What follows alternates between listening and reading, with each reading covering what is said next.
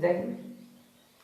आइए हम आप सभी को विज्ञान, पर्यावरण और भूगोल इन सब का मिश्रित कुछ सवाल जो आते हैं, जो अक्सर आपको परेशान करते हैं, इन सभी परेशानियों को हम दूर करने की कोशिश करते हैं।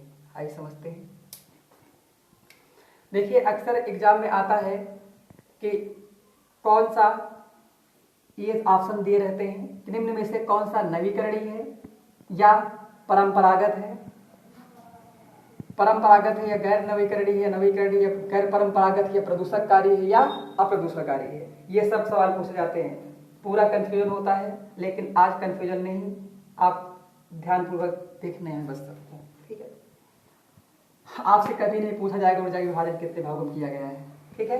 ये सब कभी नहीं पूछे जाएंगे, सोच पा रहे ना। आपको मतलब केवल है, आपको मतलब रखना है इनसे, ठीक है।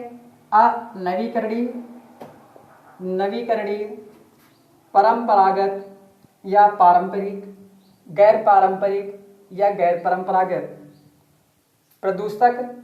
प्रदूषणकारी या गैर प्रदूषणकारी या अप्रदूषणकारी है। समझ जाएंगे, इनसे मतलब रखना है। तो देखते हैं कौन कौन सी ऊर्जाएं, ऊर्जा आप लोग जानते हो ना, जिनसे हमें ऊर्जा को अंग्रेजी कहते हैं एनर्जी, ठीक। वही तो ऊर्जा सब है। आप जानते हैं ऊर्जा क्या किसे कहते हैं। ऊर्जा बराबर क्या होता है? कार्य बटे क्या होता है? कहाँ होता है? पता ही नहीं किसी को, पढ़ते कुछ कहा है? बताओ, कार्य बराबर क्या होता है? हाँ, डब्लू बटे, पता नहीं लगता, क्या बता देते हो ना। देखो, नवीकरणीय, गैर नवीकरणीय। नवीकरणीय को हम देखते हैं, नवीकरणीय को अंग्रेजी में कहते हैं नॉन। समझो, नन मतलब नहीं। देखो, री का मतलब पुनः, इधर शब्द से आप नहीं कंफ्यूज हो जाओगे। अनवीकरणीय किसे कहते हैं? अनवीकरणीय ऊर्जा में उन्हें रखा जाता है। री का मतलब होता है पुनः। क्या होता है? पुनः, अर्थात कोई चीज है और उसे फिर से हम ले सकते हैं, वो री हो जाएगा, है ना। जैसे सर्च का मतलब किसी चीज खोज हो चुकी, फिर से वही पर जबरदस्ती खोजो कुछ हो, रिसर्च लग जाएगा। उसी तरह देखो इधर, न्यू का मतलब नया, आप जानते हो ना, न्यू का मतलब नया। एबल का मतलब योग्य, नहीं होता। और ई का मतलब पुनः, अर्थात किसी चीज का पुनः,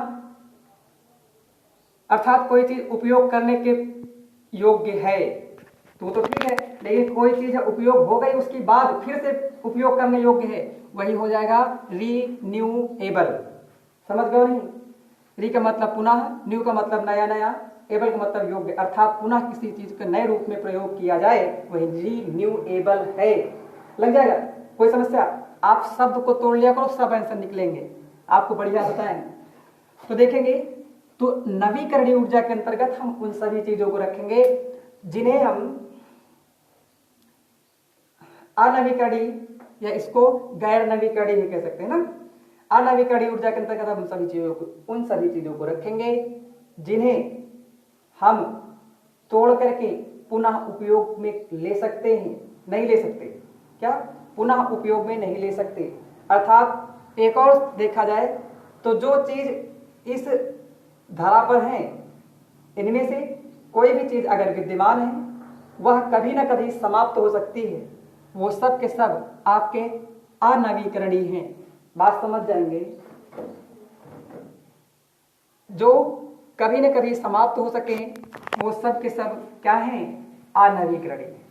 जैसे आप देखोगे, कोयला क्या है?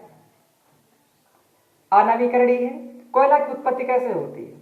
हमने सीखा है कि जो कोयला है लंबे समय बाद बना है, हमारी पृथ्वी में उथल पथल हुआ तो बड़े बड़े जंगल जो नीचे दब गए, वही तो बाद में कोयले का रूप लिए। 6वीं क्लास में पढ़े होंगे ना। लेकिन कभी ना कभी समाप्त होगा ही, नहीं होगा। जैसे कहते हैं गूलर के फूले पड़ा, वो बात अलग है ना। तो ऐसी कोई परिकल्पना नहीं। तो कोयला कभी ना कभी जरूर समाप्त होगा, जो खान है कभी ना कभी जरूर समाप्त होगा, अगर लोहा है तो कभी ना कभी जरूर समाप्त होगा, होगा ना। तो ये कैसे हो जाएंगे, ये आपके अनवीकरणीय ऊर्जा हो जाएंगे। कैसे, अनवीकरणीय ऊर्जा। जैसे पेट्रोलियम, पेट्रोलियम क्या कभी नहीं समाप्त होगा। आप जरा सोच करके देखिए, सऊदी अरब, ये खाड़ी जो देश हैं, ये सब काहे पर जीवित हैं, केवल पेट्रोलियम पर, है ना। जिस दिन इनके यहाँ पेट्रोल खत्म, उस दिन समझ जाओ क्या होगा। सोच पा रहे ना, हमारे तुम्हारे यहाँ धान गेहूं पैदा हो जाता, हम आप सभी नहीं खत्म होंगे, लेकिन इनका क्या हाल होगा जो दिन पेट्रोल खत्म। ठीक, और पेट्रोलियम से चलते कैसे हैं, क्योंकि दुनिया को पेट्रोलियम की आवश्यकता है ना। सब अपने यहाँ पानी वानी पहुंचा देते हैं, है ना। लेते क्या है, अर्थात अदला बदली हो जाती है। ठीक है, तो इसी प्रकार से कोयला, पेट्रोलियम यानी पेट्रोल, प्राकृतिक गैस, जो गैस है, गैस भी कभी ना कभी खत्म जरूर हो जाएगी, है ना। ये परमाणु ईंधन, परमाणु ईंधन भी आपका अनवीकरणीय है, समझ जाएंगे। परमाणु ईंधन क्या है, जैसे यूरेनियम, थोरियम, इन जो परमाणुओं से बिजलियां बनाई जाती हैं, है ना। यूरेनियम कभी ना कभी समाप्त होगा, 100% नहीं है, खनिज है, समाप्त होगा, अर्थात जो खोद करके निकाली जाए वही खनिज है। और ये सब के सब कभी न कभी समाप्त होंगे। ये सब के सब कैसे हैं, अनवीकरणीय। क्या है, अनवीकरणीय, क्योंकि इन्हें हम अगर समाप्त हो गया दोबारा नहीं पा सकते हैं, समझ जाएंगे। तो किस में आएंगे, अनवीकरणीय। बताइए, आपको अनवीकरणीय कोई असुविधा है, नहीं ना। अर्थात जो एक बार समाप्त हो जाए उसे पुनः ना प्राप्त किया जा सके, जो समाप्त हो जाए उसे पुनः ना प्राप्त किया जा सके, वो सब के सब क्या हैं, अनवीकरणीय हैं। इंग्लिश में नॉन रीन्यूएबल, समझ जाएंगे ना, ये अनवीकरणीय ऊर्जा के अंतर्गत आएंगे। आप निकाल ले जाएंगे ऐसे सवाल, ठीक है, समझ में आई सबको बात। अगला देख लेते हैं, नवीकरणीय। क्या, नवीकरणीय। नवीकरणीय मतलब जो हमेशा नया नया रहता हो, है ना। एक बार बहुत तेज तूफान आया तो दोबारा नहीं आएगा, तूफान आएगा, है ना। हवा एक बार चल गई, नहीं आएगी। जैसे आज हम देखते हैं सौर ऊर्जा के माध्यम से हम विद्युत बना लेते हैं, है ना। जरा सोचो, आज धूप खुली है, क्या कल धूप नहीं खुलेगी, सूर्योदय नहीं होगा, क्या वाकई में सूर्योदय सूर्यास्त होता है, नहीं ना। किसके कारण ऐसा होता है, पृथ्वी की घूर्णन गति के कारण। किसके कारण, पृथ्वी की घूर्णन गति के कारण होता है, आपको बताएंगे भूगोल में।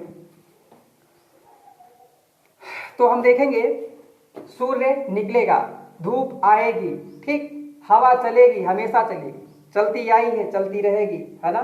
महासागरों में पानी है, पानी रहेगा, नहीं आएगा, और पानी है तो लहर आएगी, ज्वार भाटे आएंगे।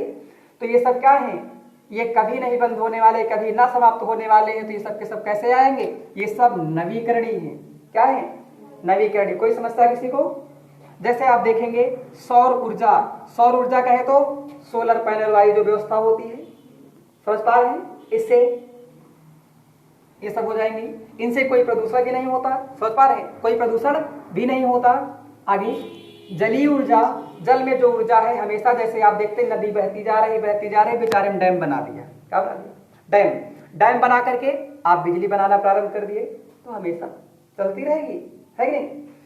ये हो जाएंगे ज्वारीय ऊर्जा, ज्वार भाटा आते हैं, आप जानते हैं ज्वार भाटा किसके कारण आते हैं, ज्वार भाटा किसके कारण आते हैं, तो ज्वार भाटा हमारे आपकी पृथ्वी और जो चंद्रमा है इसके कारण आते हैं, ठीक है, पढ़ेंगे बाद में। तरंगे उत्पन्न होती रहती हैं, जानते हैं आप। भूतापीय ऊर्जा, भूतापीय ऊर्जा इसको भी आपको बताते हैं। बायोमास, बायोडीजल, बायोडीजल का प्रमुख उदाहरण आप जेट्रोपा जानते हैं, ये है। बायोगैस, बायोगैस को हम दूसरा नाम मार्स गैस भी कहते हैं ना, बायोगैस को दूसरा नाम हम मार्स गैस भी कहते हैं। और इतना जानना, मीथेन, मीथेन का उत्सर्जन हर वहां पर होता है जहां पर जीव होते हैं, है ना। जहां पर जीव है वहां पर जरूर मीथेन गैस का उत्सर्जन होगा। इसी प्रकार से जैसे जानते हैं मंगल ग्रह पर पाया गया है, क्या पाया गया है, मीथेन। तो ये संभावना है कि वहां पर जीवन है, कोई ना कोई जरूर जीवित है, कोई ना कोई जीव वहां पर जरूर पाए जाते हैं, समझ पा रहे हैं, ध्यान देना होगा।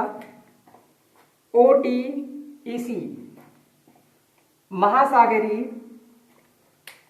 थर्मल यानी ओशियन थर्मल एनर्जी।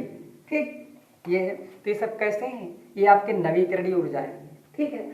भूतापीय ऊर्जा क्या है? तो देखो, भूतापीय ऊर्जा का मतलब जो जमीन है, जमीन में आप अपना देखेंगे उत्तर प्रदेश के पड़ोसी अर्थात उत्तर प्रदेश का पहले का जो समय हुआ करता था उत्तराखंड में देखेंगे तो उत्तराखंड में एक स्थान है मणिकर्णिका। क्या नाम है? मणिकर्णिका स्थान है। वहां पर बड़े बड़े गीजर है। क्या है? गीजर कहे तो नीचे से पानी निकलता है अर्थात गर्म पानी निकलता है। ठीक है, नीचे से एकदम गर्म पानी से आप ठंडी भी इस समय देखते हो पानी चला तो गर्म निकलता है ना, इसी तरह वहां हमेशा गर्म पानी निकला करता है। ठीक है, और इतना गर्म निकलता है कि आप बहुत बड़े बड़े इनको ताल के रूप में, झील के रूप में होते हैं। तो मणिकर्णिका में यहाँ पर बड़ी सी झील पाई जाती है। वहां पर आप देखोगे तो वहां पर आपको मना किया जाता है कि आप दर्शन के स्थल के लिए जाएंगे, यहाँ पर एक दार्शनिक स्थल भी है। ठीक है, जाएंगे तो उसमें आप छुएंगे नहीं, क्योंकि पानी अगर छुओगे तो आप इतना जलता रहता है, खौलता पानी रहता है, ये जल जाते हैं। सोच पा रहे हैं? इसी परिकल्पना पर आधारित हम आपको भूगोल बताएंगे। पाताल तोड़ कुएं, कौन? पाताल तोड़ कुएं, उनका संबंध पृथ्वी से रहता है, कभी पानी बंद ही नहीं होता। ठीक है, पाताल तोड़ कुएं सब आगे देखेंगे। तो भूतापीय ऊर्जा समझ पा रहे हैं? यहां पर अक्सर डोलोमाइट और चूना पत्थर के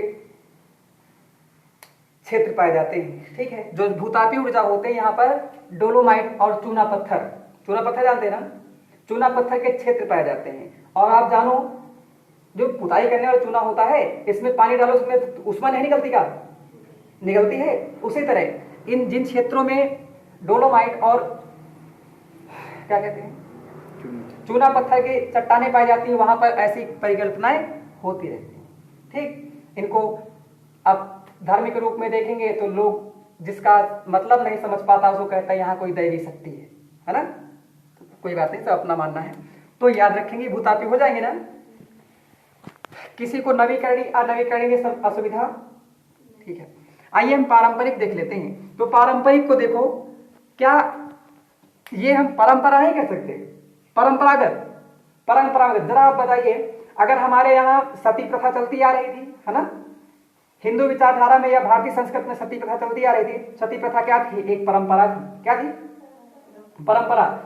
ये परंपरा, जैसे आप जानते हैं, राजा राम मोहन राय के नेतृत्व में 1829 में लॉर्ड विलियम बेंटिक के द्वारा सती प्रथा को समाप्त किया गया। नहीं किया गया? सती प्रथा को समाप्त किया गया 1829 में लॉर्ड विलियम बेंटिक के द्वारा समाप्त किया गया। तो हम ये कह सकते हैं कि जो परंपरा हमारे होती है, रूढ़वादिता या परंपराएं होती है, इनको समाप्त किया जा सकता है? नहीं किया जा सकता? लग जाएगा। तो उसी प्रकार से जो ऊर्जा समाप्त हो सकती है वो सब के सब पारंपरिक या परंपरागत स्रोत हैं। बताइए, लग जाएगा। जैसे आप देखोगे मुख्य रूप से कोयला, पेट्रोल। क्या कोयला और पेट्रोल कभी समाप्त नहीं होंगे ना। बड़ी जल विद्युत कहे तो जो जल विद्युत, ये आपके यहाँ नहीं आएंगे। ठीक, आपको ये चीजें आपको याद रखना होगा, लेकिन जान लो, बड़ी जल विद्युत मतलब वे जल विद्युत परियोजनाएं जहां पर 25 मेगावाट से अधिक की उत्पत्ति होती है, बनाई जाती है, उन्हें कहते हैं। ठीक है, ये सब परंपरागत स्रोत हैं। कैसे? परंपरागत स्रोत। कोई समस्या? लग जाएगा। तो एक प्रकार से देखा जाए, हम कोयला लिखा है, पेट्रोल लिखा है, क्या प्राकृतिक गैस नहीं हो सकती है? भी तो है। प्राकृतिक गैस कभी ना कभी समाप्त होगी, नहीं होगी? तो ये सब क्या है? ये आपके परंपरागत स्रोत है। कैसे? परंपरागत। कोई समस्या? ये हो जाएगा। आगे देखते हैं गैर परंपरागत में हम उन सभी चीजों को रखते हैं जिनकी कोई परंपरा नहीं है, अर्थात ये कभी समाप्त ही नहीं हो सकते, जो यूनिवर्सल एक प्रकार देखा जाए ट्रुथ है।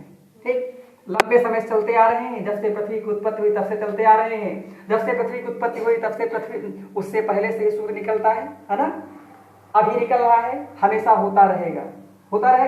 तो इस प्रकार से इनकी कोई परंपरा है क्या? परंपराएं नष्ट होती हैं, लेकिन परंपराएं नष्ट होती हैं, लेकिन जो गैर परंपराएं होती हैं, कोई परंपराएं नहीं, तो कैसे नष्ट होंगी? किसी न किसी रूप में तो रहेंगी ना। तो उसी तरह से जितने भी आपके नवीकरणीय ऊर्जा के उदाहरण हैं, ये सभी नवीकरणीय ऊर्जा के उदाहरण आपके गैर पारंपरिक स्रोत में आएंगे। किसमें? गैर पारंपरिक स्रोत में। कोई समस्या किसी को? और इंपॉर्टेंट बस इतना है, यही आएंगे आपके यहाँ। ठीक, बाकी और देखेंगे। अंदर बैठेंगे तो हो जाएगा परमाणु खनिज ऊर्जा। ये परमाणु खनिज ऊर्जा ये भी गैर पारंपरिक स्रोत है। वो भी कैसे, क्या आप बता सकते हो? क्या परमाणु खनिज ऊर्जा ये कभी समाप्त होगा? परमाणु खनिज ऊर्जा जो है, यानी परमाणु खनिज ऊर्जा, ये तो ठीक है, परमाणु समाप्त होगी, यूरेनियम समाप्त होगा, ये सब समाप्त हो जाएगा, बात समझ पा रहे हैं। लेकिन क्या आप ये सोचो जरा, इसको एनालाइज करिए। मान लो परमाणु बम अगर बन गया, तो परमाणु बम अगर दगा दिया जाए, क्या उसकी ऊर्जा कोई समाप्त होगी? उसकी ऊर्जा समाप्त नहीं होगी। ठीक है, इसका उदाहरण देखना है तो 6 अगस्त और 9 अगस्त हिरोशिमा और नागासाकी आप देख लीजिए, परमाणु बम ही तो गिरे गए थे। उनकी ऊर्जा अभी भी चलती जा रही है, समझ पा रहे हो? ऐसी मान्यता है पर्यावरण के अनुसार कि करीब अगर एक बार परमाणु ऊर्जा टूट जाती है और ये बाहर आ गई, तो ये जो है करीब 1.5 लाख वर्ष तक बनी रहती है विकिरण के रूप में। ठीक, आप हिरोशिमा नागासाकी में देखोगे, जहां पर गिरा था वहां पर अभी भी लोग क्या होते हैं, लूले लंगड़े पैदे होते हैं। ठीक, क्या ये समाप्त हो सकती है? व्यक्तिगत हम खनिज पदार्थ की नहीं बात कर रहे हैं, यहां पर पीछे था परमाणु ईंधन, वो एक व्यक्तिगत ईंधन के रूप में, लेकिन व्यक्तिगत उसी के अंदर ऊर्जा के रूप में बात की जा रही है। क्योंकि परमाणु ऊर्जा आप जानते हैं, नाभिकीय रिएक्टर पढ़े होंगे, 9 10 में केमिस्ट्री में है ना, पढ़े होंगे, नाभिकीय विखंडन, नाभिकीय संलयन, ये सब चीजें, तो ये तो एक अलग मैटर है। लेकिन क्या परमाणु ऊर्जा कभी समाप्त होगी? यदि परमाणु ऊर्जा समाप्त हो जाए, पूरा हमारा सूर्य समाप्त हो जाएगा, नहीं समाप्त हो जाएगा, तो क्या कभी समाप्त हो सकता है क्या? Not possible. ठीक है, यानी कभी समाप्त नहीं होगा। तो ये कैसा हो जाएगा? गैर पारंपरिक स्रोत में है। ठीक, जरा सोचो, आप यही परमाणु ऊर्जा से कहां पहुंच गए हो? सूर्य में, और सूर्य तो कभी समाप्त नहीं होगा, सौर ऊर्जा कभी समाप्त होगी नहीं ना। अगला, लघु जल विद्युत परियोजनाएं। लघु जल विद्युत परियोजना मतलब छोटी छोटी जल विद्युत परियोजनाएं, इनको चाहे जहां बना लो, है कि नहीं? बात समझने की है। यहाँ पर बड़ी जल विद्युत परियोजना, यहाँ लघु है। इसका मतलब जैसे आप रुस्तमपुर में, और रुस्तमपुर में जो नहरिया जाती है, नहरिया जैसे आप देखते हो जगह जगह मैनर बन जाते हैं ना, तो वहां नीचे वो पानी, ठीक से देखो, मैनरवा के नीचे पानी जब कूदता है नहरवा में, तो कुछ झरना का रूप ले लेता है। कोई मत टरबाइन लगा दो, मत बिजली बनाओ, क्या दिक्कत?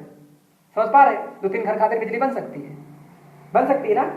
तो ये तो चाहे जहां बना लो ना, लेकिन जरा सोचो, सरदार सरोवर जैसी परियोजना बनानी है, बनी नहीं है ना, इतनी बड़ी परियोजना बनानी है, तो पूरा हम कहते हैं ना, जिससे मान लो शारदा नहर पर बेहटा वाला पुल जो वहां पर बना है, साई नदी है, बेहटा वाला पुल, जिसकी जो है निर्माण 1975 में किया गया ना, उसको आप देखेंगे तो वहां पर जो है साई नदी पर बिजली बनाना हो, और खूब बड़ा सा हम कहते परमाणु प्लांट, वो पन विद्युत परियोजना लगानी हो, खूब बड़ी वाली, तो लगाना हो तो उसके लिए आपको पूरा बेहटा हटाना पड़ेगा। ठीक, हम कहते हैं रुस्तमपुर एरिया तक कुल मिला करके 20-25 किलोमीटर का क्षेत्र पूरा हटाना पड़ेगा। तो इसकी जो जनसंख्या है ये कहाँ जाएगी? जो जंगल है ये कहाँ जाएंगे? आदमी कहाँ जाएंगे? जीव जंतु कहाँ जाएंगे? समझ पा रहे हैं? तो बहुत सारी मानवीय क्षति नहीं हुई ना। तो क्या बड़ी परियोजनाएं लगाना पॉसिबल है? इतना आसान है नहीं ना। लेकिन छुटका युवा, पानी नदिया में पानी जा रहा, बना लो कि बैटरी चार्ज हो जाएगी, समझ पा रहे हैं? सच में बन जाएगा, समझ पा रहे ना। ये तो यही बड़ी वाली परियोजनाओं को बनाना आसान नहीं है, छोटी परियोजनाओं को बनाना आसान है। ठीक, तो ये इनका चाहे जब बना लो, लेकिन इनको बनाने के लिए आपको समस्या पड़ेगी, समझ पा रहे हैं ना। ये पॉइंट आपको सब समझ में आए? कोई समस्या लग जाएंगे? चलो अंतिम देख लेते हैं, प्रदूषक और अप्रदूषक। कुछ नहीं, जौन काम करे सी सब काम नुमा से जोड़ने करे से, या जिनको करने से प्रदूषण हो वो सब प्रदूषणकारी हैं, और जिनका करने से प्रदूषण ना हो वो सब अप्रदूषणकारी हैं। ठीक, देखिए पेट्रोल, कोयला, डीजल, ये सब ईंधन, परमाणु ईंधन, हम इनको सब लगाएंगे, प्रदूषण नहीं होगा? सोचो, अगर परमाणु ईंधन लगाओगे तो यहाँ पर एक लिखा जाता है हिंदी में ना, ऐसे आता है ना, रेडियो एक्टिव प्रदूषण होता है। रेडियो एक्टिव प्रदूषण नहीं होगा ये, अर्थात जिन चीजों को करने से या फिर जो भी उपयोग करने से अगर प्रदूषण होता है वो सब प्रदूषणकारी है। ठीक, और जिनसे ना हो कोई प्रदूषणकारी नहीं। सौर ऊर्जा, सोलर पैनल लगाए में कोई ऊर्जा, इसमें ऊर्जा बन रही है, कौन सा प्रदूषण होगा? कोई प्रदूषण हुआ नहीं। जल ऊर्जा में कोई प्रदूषण हुआ नहीं। पानी बाहर जा रहा है, मटर बाइन लगा दिया, बिजली बन गई, कोई प्रदूषण हो रहा है? सोच पा रहे ना, कोई प्रदूषण नहीं। अर्थात ये सब किस में आएंगे?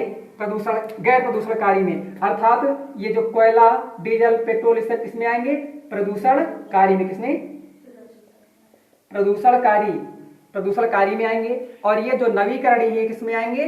आपके गैर प्रदूषणकारी। बताइए, गैर प्रदूषणकारी। बताइए, आप लगा ले जाएंगे? कोई समस्या? ये है, इसमें से 100% नहीं, लेकिन मानो प्रश्न इससे आता है, ठीक, और फंसा देता है, अब नहीं फंसाएंगे, ठीक है। इस प्रकार से आप ध्यान दे लेंगे। आप जो भी पढ़ना, जो क्लासें हैं, जैसे हमने मराठा साम्राज्य पढ़ाया है, तो मराठा साम्राज्य भाग नंबर 1, मराठा साम्राज्य भाग 1, 2, 3, 4, 5 इस प्रकार से करके पढ़े हैं वीडियो। इनको आप सभी अच्छे से देख लेंगे तो आपका पूरा जो भी होगा एक तरफ से समझ में आ जाएगा, ठीक है। जो प्लेलिस्ट पे मिल जाएंगे और वीडियो पे भी अभी मिल जाएंगे, ठीक है ना। इनको ध्यान दे लेंगे। और बाकी आपको जो नज़दीक के हैं वो आप हमारे यहाँ फ्यूचर स्टडी ग्रुप रुस्तमपुर में संपर्क कर सकते हैं। और हमारा दूसरा संस्थान वैरियर क्लासेज रायबरेली, यहाँ पर भी संपर्क कर सकते हैं। धन्यवाद।